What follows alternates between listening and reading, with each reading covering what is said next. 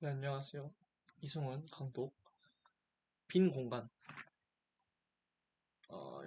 첫 번째 영상입니다. 이제 이 빈 공간이라는 책이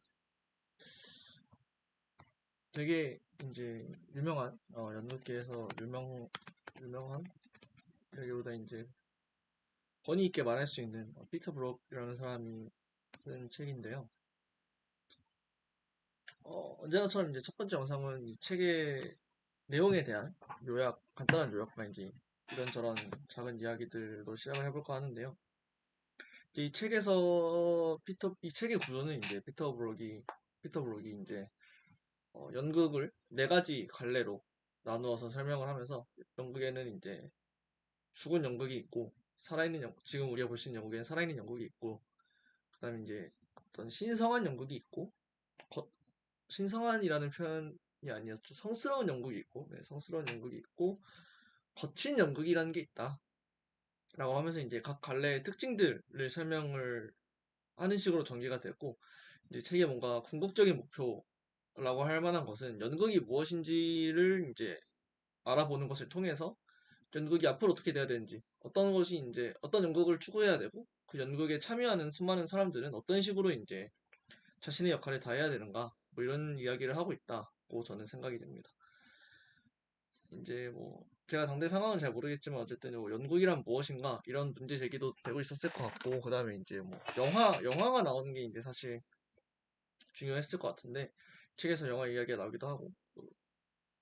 또 화면상의 영화라는 것이 나오면서 연극의 자리는 무엇인가, 연극은 어떤 역할을 갖게 될 것인가 이런 이야기들을 하고 있다고 저는 생각을 했습니다. 그래서 이제 책의 전반적인 느낌이 그 연극이란 무엇인가에 대해서 이야기를 하고 싶다는 점에서 아리스토텔레스의 시학이랑 유사한 느낌이 있었던 것 같고 근데 이제 시학 같은 경우에는 구성 요소를 위주로 설명을 했다면은 이 빈곤과는 구성 요소도 물론 중요하게 설명을 하고 있긴 하지만 그거에 대해서 이렇게 하나하나 설명을 하면서 연극이 무엇인가에 대해서 접근을 하기보다는 연극에 이제 우리가 너네가 보고 있는 봤던 연극들이 무엇이 있는데 얘네는 이런 식으로 분류가 될 수 있을 것 같다. 그러니까 연극은 이런 갈래들로 분류가 될 수 있을 것 같고 그 특징들을 얘기하면서 이제 그들을 통해서 연극이 무엇인지 알아보는 약간 그런 과정이었다라고 저는 생각을 하고 있습니다. 이제 또 한편으로는 어떤 연극의 기능에 대해서 이야기를 하고 연극이 무엇인가에 대해서 연극이 단순히 이제 어떤 쾌감을 위한 것만은 아닐 수 있다. 물론 쾌감도 중요하지만 쾌감도 중요하고 쾌감이 아닌 것도 중요하다. 뭐 이런 식의 약간 주장을 조금 했다고도 볼 수 있을 것 같은데 저는 그러니까 말이 표현이 좀 다를 수 있지만 그런 관점에서는 이제 톨스토이 맞죠? 네, 톨스토이의 예술이란 무엇인가에 대해서 다루었던 지난번 책과도 또 유사한 느낌이 있는 것 같다라고 저는 생각을 했습니다. 이제 다만 책이 뭔가 구성이 짜임새 있다기보다는 조금 두서없이 자신의 생각을 쏟아내는 느낌이 조금 있어서 책을 한번 이렇게 순서대로 쭉 읽는 것만으로는 책을 이해하는데 조금 부족할 수 있을 것 같다. 저도 실제로 아직도 이해가 좀 부족하다고 느끼고 굉장히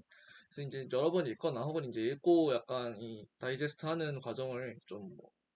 토론을 통해서 거친다던가 해야지 이제 이 책에 대해서 피터 브룩의 생각에 대해서 조금 더 잘 알 수 있을 것 같습니다. 이것뿐만이 아니고 이제 뭔가 배경 지식의 부족이라던가 이런 것도 분명히 영향을 줬을 것 같은데 그거에 대해서는 조금 나중에 다른 영상에서 이야기를 해보도록 하겠습니다. 그래서 이제 이 피터 브룩이라는 사람이 얘기한 연극의 네 갈래가 무엇인가 그리고 왜 책의 제목이 빈 공간인가 빈 공간이란 무엇인가 피터 브룩이 이제 왜 연극을 이야기하면서 빈 공간이라고 제목을 지었는가에 대해서 생각을 해보면은 이 책의 내용을 조금 더 잘 이해할 수 있을 것 같은데요.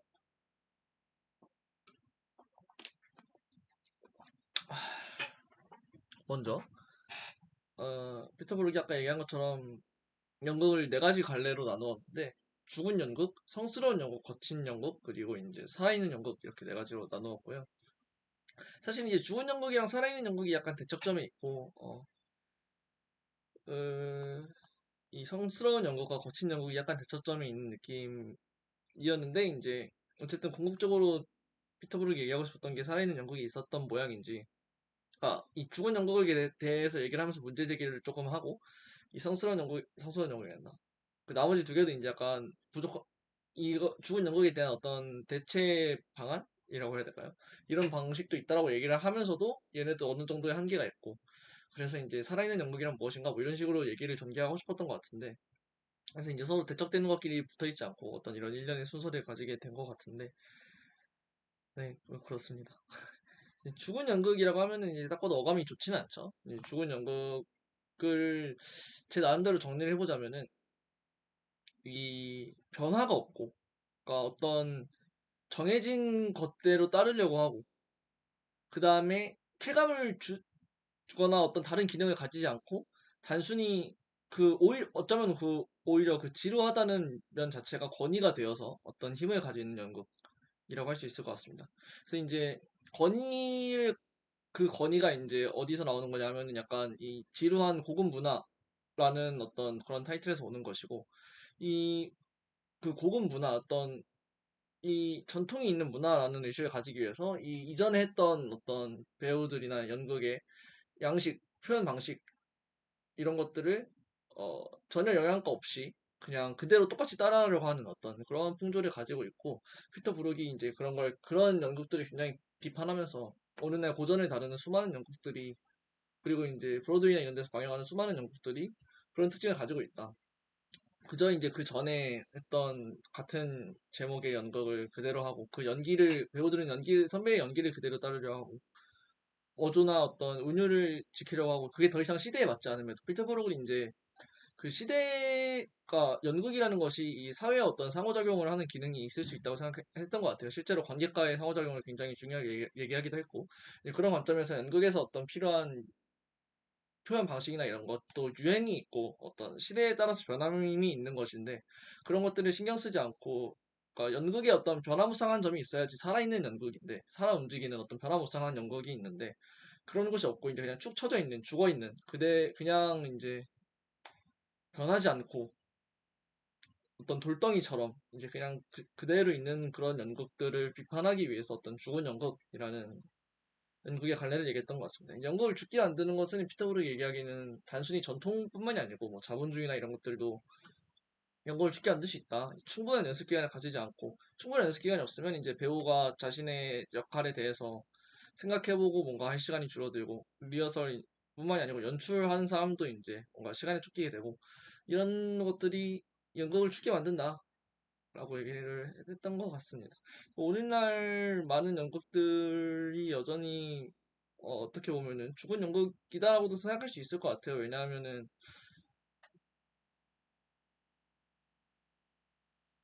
꼭 그렇지만도 않은 것 같기도 하지만 저는 잘 모르지만 어, 그 이제 죽은 연극이라는 것이 단순히 변하지 않는 것만이 중요한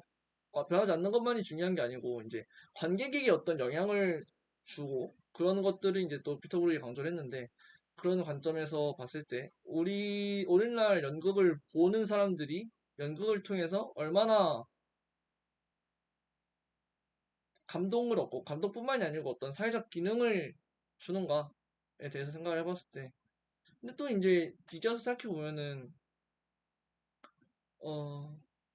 연극이라고 할 만한 건지 모르겠지만 뮤지컬이나 이런 걸 봤을 때 제가 뮤지컬에 대해서 잘 모르지만 뭐 어떤 뮤지컬 커뮤니티와 관련된 이야기들을 건너 건너 들어봤을 때 제 친구 중에도 뮤지컬 좋아하는 사람이 있는데 예전보다는 이제 훨씬 이 같은 어떤 클래식한 극을 다룬다고 하더라도 그 배우들이 거기서 이제 자신의 어떤 것을 찾아내고 그러니까 자신만의 해석을 찾아낸다고 해야 될까요? 이게 사실 연기도 되게 그냥 그 각본에 나와 있는 캐릭터를 이해하고 따라하고 표현하고 그러는 것에 그치는 것이 아니고 뭔가 그 이제 메소드 연기라고 해서 연기를 표현하는 방식, 그 몸을 어떻게 이렇게 하고 이해는 어떻게 해야 되고 이런 것에 대한 어떤 되게 복잡한? 그러니까 좀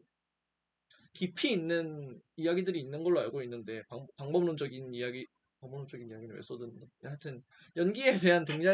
굉장히 연기의 훈련을 어떻게 해야 되고 연기란 무엇이고 이런 것에 대한 굉장히 깊은 얘기가 있는 것 같고 피터 브룩은 이제 이미 그거에 대한 이해도가 있는 상태에서 이 책을 썼기 때문에 그런 것에 대해서 자세히 설명을 하지 않지만 어떤 그 말하는 뉘앙스에서 아 그런 거가 뒤에 있겠구나라는 것을 생각을 하게 됐는데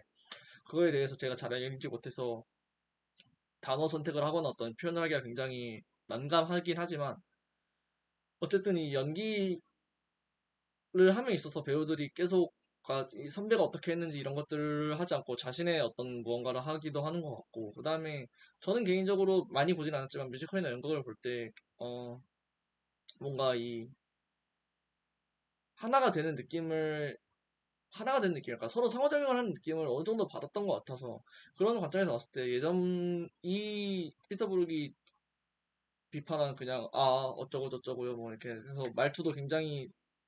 그게 나와 있는 말투와 그 굉장히 고전적인 우운율을 고의적으로 이제 그러니까 형식적으로 사용해야 되고 이런 것에서는 많이 벗어나지 않았나. 그래도 꽤나 살아있는 연극에 가까워지지 않았나라는 생각이 조금 들기도 하는 것 같습니다. 어쨌든 이제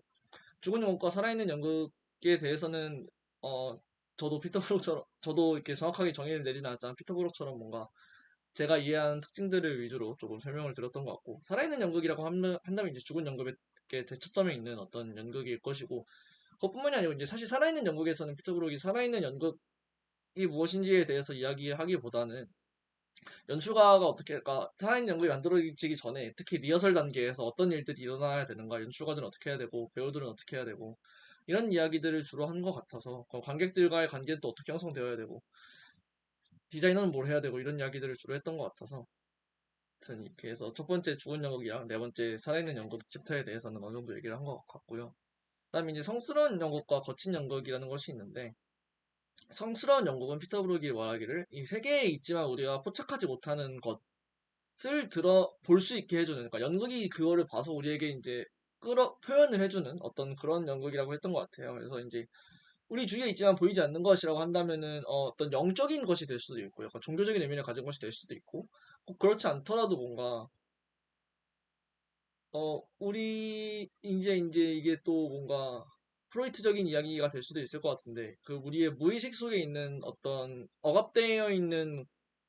에너지를 사용하는 것이 성스러운 연극이다라고도 이제 피터브룩이 얘기를 했거든요. 그래서 뭔가, 사실 피터브룩이 그런 표현을 쓰지는 않았지만, 저한테 있어서는 뭔가,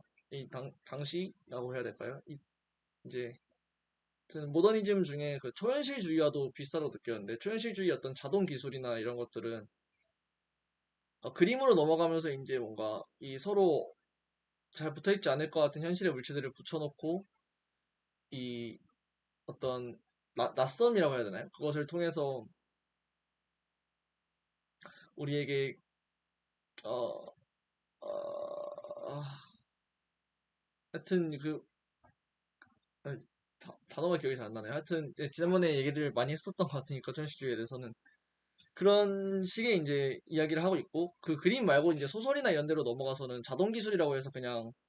이 생각나는 거를 막 쓰거나 그런 식의 어떤 기법들을 사용을 했던 게 이제 초현실주의인데 그 무의식 속에 무엇이 있는지 우리의 이성이 억압하고 있는 무의식을 꺼내서 보여주는 것 혹은 이제 현실에 있는 것들을 이상하게 붙여놔서 꿈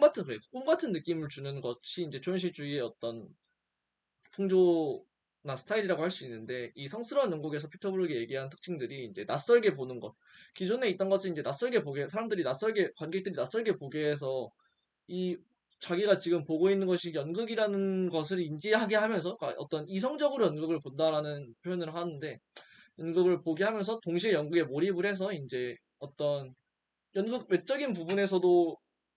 이게 이런 연극이 있으니까 내가 이걸 보고 어떤 걸 얻을 수 있겠구나 이런 생각을 하는 동시에 연극에 동화되어서 실제로 이제 그런 효과를 받기도 하는 어떤 그런 것에 대해서 피터 브룩이 얘기를 했는데 그런 것이 이제 초현실주의의 어떤 꿈 같은 느낌을 그 현실에 서로 동떨어진 것들을 붙여놔서 꿈 같은 느낌을 주는 어떤 그림의 특징과 굉장히 비슷하다. 그다음에 이제 보이지 않는 어떤 무의식에 억압되어 있는 무의식 밑에 아까 의식 밑에 억압되어 있는 무의식적인 감정을 보여준다. 무의식적인 어떤 무정부주의적인 그런 것을 보여준다. 굉장히 프로이트적인 이야기죠. 그런 것들을 보여준다는 점에서 자동기술이라는 초현실주의 어떤 기법과도 굉장히 연관이 있을 것 같다. 그래서 이제 어떤 초현실주의적인 연극이 성스러운 연극이라고도 생각할 수 있지 않을까라고 저는 생각을 했던 것 같고요. 실제로 제가 잘은 모르지만 아마 찾아보면 이에 대한 연구도 있지 않을까라는 생각이 이제 짧게 들었던 부분이었던 것 같습니다. 하여튼 성스러운 연극은 이제 보이지 않는 것을 보이게 하는 연극을 들어서 성스러운 연극이라고 피터 브룩이 얘기를 했고 이 파트에서는 이제 제가 아까 얘기한 것처럼 어떤 어 그래서 피터 브룩이 배우에 대해서도 나중에 비슷한 얘기를 하는데 배우는 이제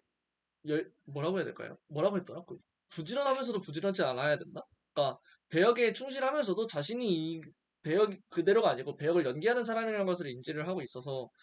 어떤 거기에서 나오는 연극에서 요구하는 것을 맞출 수 있어야 된다 이런 얘기를 했었는데 이제 관객에게도 사실 피터 브룩이 비슷한 일이 일어나야 된다고 이 포트에서 얘기를 했던 것 같아서 그리고 이제 피터 브룩이 얘기한 성스러운 연극은 어떤 제의적인 특성이 있어서 뭔가 일련의 형식이 있다. 꼭 있어야 되는 건 아니지만 일련의 형식이 지켜지고 있는 경우가 많이 있다. 그래서 이제 이 전통을 따라야 되는 경우가 많이 있는 것 같다는 게 어떤 피터 브룩이 얘기한 성스러운 연극의 한계였던 것 같습니다. 그래서 이제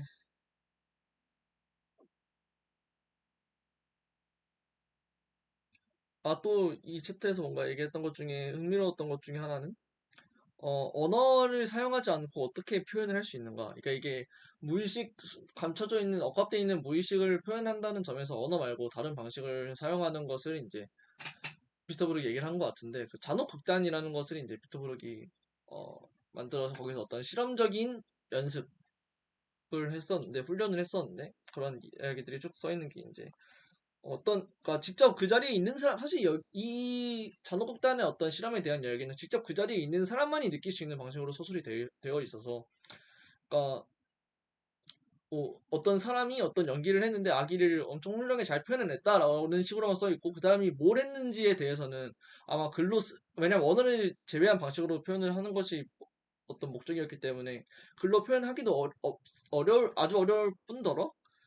글로 표현되어 있지도 않아서 실제로 그런 것들을 보면서 순전히 제가 이제 상상을 하면서 읽어야 되는 부분들이었는데 그런 부분들이 이 책을 읽기 조금 어렵게 만들었던 것 같다라는 생각을 네, 했던 것 같습니다. 하여튼 이제 그런 것이 이제 성스러운 연극이고 마지막으로 거친 연극이라고 한다면은 성스러운 연극은 이제 아까 어떤 표현하고 싶은 어떤 전달하고 싶은 것이 있어서 연극의 형식을 갖추어서 만들어내는 그러니까 공연해내는 것이라고 만약에 표현을 한다면은 제가 이런 표현을 쓴다면은 거친 연극 같은 경우에는 그것이 아니고 어떤 연극이 주는 쾌감을 얻고 싶어서 그러니까 연극이 하고 싶어서 무대나 어떤 이런 것들이 잘 갖춰져 있지 않아도 시장 길바닥이나 어떤 다락방에 그냥 이제 아주 좁은 곳에서 관객들과 아주 적은 관객과 이렇게 옹기종기 모여서 한다던가 어떤 이제 전쟁이 끝난 후에 폐허에서도 순전히 그 연극을 향한 열정으로 진행할 수 있는 그리고 연극을 보고 싶어하는 관객들의 열정을 통해서 이제 구성이 되는 것이 거친 연극이다라고 저는 이해를 했던 것 같습니다. 근데 이 거친 연극의 그런 특성 그렇기 때문에 거친 연극의 특성 중 하나가 굉장히 해학적이고 그리고 이제 표현에 거침이 없고 가감이 없는 그러니까 이 성스러운 연극이 보이지 않는 것을 보여주는 것이었다면은 그래서 우리 삶에서 보이지 않는 것을 이제 끌어내주는 역할을 하는 것이었다면 거친 연극은 우리 삶을 그대로 적나라하게 보여주는 역할을 하는 어떤 그런 것이었던 것 같고 성스러운 거친 연극에서는 이제 해프닝이라는 것을 통해서 또 성스러운 연극에서의 어떤 낯설게 보기와 비슷한 역할이 비슷하다기보다 이제 차지하고 있는 위치가 비슷한 어떤 그런 기법을 사용하기도 한다. 네, 그런 이야기를 쭉 했던 것 같습니다.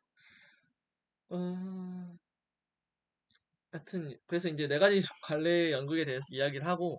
삐딱으로기 그래서 살아있는 연극으로 다시 그러니까 마지막 챕터인 살아있는 연극에 대해서 조금 더 얘기를 해봐야 될 것 같은데 아까 이야기를 했던 내용에 더해서 피터 브룩이 이제 그 리허설을 하면서 그 연극이 살아있는 연극, 좋은 연극을 어떻게 만들어 나가야 되는가에 대해서 이야기를 했다고 했잖아요. 그것으로 미뤄봤을 때 피터 브룩이 얘기하는 어떤 연극의 빈 공간이라는 것이 빈 공간에 처음부터 그러니까 이제 정해져 있는 기조에 사람만 바뀌어서 들어가는 것이 아니고 어 진짜로 이 딱 그 연극을 받았을 때 그 연출가가 그거를 그 각본을 읽고 자신의 어떤 세상을 구성을 하고 그다음에 거기에 이제 또 살아있는 배우들이 들어오고 디자이너의 어떤 그 연출과 상호작용해서 이제 디자이너들이 무대 의상이나 그러니까 의상이나 무대 같은 거를 해내고 그다음에 거기 살아있는 배우들이 들어와서 또 자신이 그 어떤 연기하는 캐릭터를 그 선배 해석이나 이런 것들을 의존하지 않고 자기가 직접 이제 해보고 실제로 연기를 해보고 그 어떤 자기 자신조차도 뭔가 이 의식적으로 통제할 수 없는 어떤 그런 그러니까 이성적이 설명하기 어려운, 논리적으로 설명하기 어려운 어떤 깨달음을 얻으면서 또 캐릭터가 매 공연마다 달라질 수 있고, 리허설과 공연이 또 다를 수 있고, 전 그런 식으로,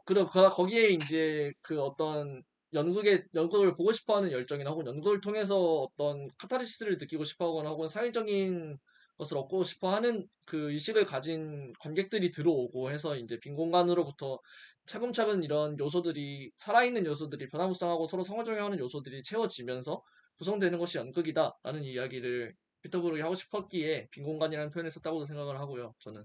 그 다음에 이제 피터브룩이 사실 책의 첫 문장이 이 빈 공간에 그냥 바닥만 있어도 무대가 될 수 있고, 근데 이제 그 무대가 될 수 있는 조건이 거기에 이제 어떤 행동을 하는, 그러니까 이 행동이 사실 극본이 있을 필요도 없어요. 그냥 피터브룩이 걷는다는 표현을 썼던 것 같은데, 거기에서 어떤 행동을 해서 무언가를 표현하는 사람이 있고, 그 다음에 그걸 보는 관객이 있을 때, 그러니까 이 셋이 따로따로 있을 때는 아무것도 아니지만, 이 셋이 모두 구성되어 있을 때, 단순한 빈 공간도 무대가 될 수 있고, 그냥 걷는 사람도 어떤 배우가 될 수 있고, 그걸 보는 사람은 그냥 관객의 자리를 차지할 수 있다. 이런 얘기를 했던 것이, 그러니까 어떤 이 정해져 있는, 아까 방금 얘기한 거 말이 되풀이지만, 이미 정해져 있는 것에 이제 들어가서 어떤 자기 역할을 하는 것이 아니고, 혹은 이제 그냥 단순히 무대에서 뭔가를 하거나 혹은 관객이 있거나 혹은 배우가만 있다고 연극이 되는 것이 아니고 이 빈 공간에 서로 상호작용 하는 요소들이 이렇게 잘 구성되어서 다 채워졌을 때 그것이 연극이라고 할 수 있다라는 이야기를 피터 브룩이 첫 문장에서부터 하고 있다라고 생각이 들었습니다. 그 다음에 이제 비슷한 얘기지만 살짝 다른 관점에서 보면은 당시에 이제 그 연극의 제4의 벽이라는 개념이 있는데 관객은 이 제4의 벽 너머에서 제4의 벽 안쪽에 이미 구성되어 있는 연극이라는 세계를 보는 것이라는 이야기인데 피터브룩이 얘기한 연극은 그런 것이 아니고 연극은 이 배우와 관객이 서로 적극적으로 상호작용을 해야지 그게 진정 살아있는 연극이 되고 좋은 연극이 된다라고 이야기를 했기 때문에 제 사회벽이라는 것이 있는 것이 아니고 이 빈 공간 안에 연극과 이제 관객이 함께 들어가 있는 그런 공간적인 것을 강조하기 위해서 또 빈 공간이라는 표현을 쓰지 않았나라고 생각이 되는 것 같습니다. 그래서 이제 첫 번째 영상 을 이제 슬슬 마무리해야 될 것 같은데, 기본적으로는 요약이었지만 얘기하면서 뭔가 제가 이해한 바나 제 생각에 대한 이야기가 조금 들어가서 영상이 조금 길어진 것 같고요. 이후 영상에서는 피터브룩 연극의 네 갈래 분류에 대해서 조금 더 두 번째 영상에서 생각을 해보고, 그러니까 분류한 연극들이 어떤 것인지가 아니고 이 분류 체계 자체에 대해서 조금 생각을 해볼 수 있을 것 같고, 그다음에 세 번째 영상에서는 이 연극이 다른 예술과 좀 구분되는 독특한 특성들이 있는 것 같고 피터브룩이 그런 얘기를 했던 것 같으니까 피터브룩이 그거에 대해서 인지한 상태로 이 글을 계속 써내려갔다는 생각이 드는데 그거에 대해서도 조금 얘기를 해보면 즐거울 것 같습니다. 그 다음에 이제 마지막 어, 영상에서는 피터브룩의 어떤 이런 죽은 산이라는 분류가 저희가 익히 알고 있는 대중음악, 그쵸? 그냥 예술적인 음악에 대해서는 사실 요즘 어떤 일이 나오고 있는지 제가 잘 모르겠고, 대중음악에 한해서, 특히 어떤 한국의 대중음악에 대한 이야기도 될 수 있을 것 같아요. 그래서 대중음악의 관점에서 이런 죽은 산이라는 분류가 어떻게 적용될 수 있는지, 어떤 인사이트를 주는지에 대해서 이야기해 보도록 하겠습니다. 네, 감사합니다.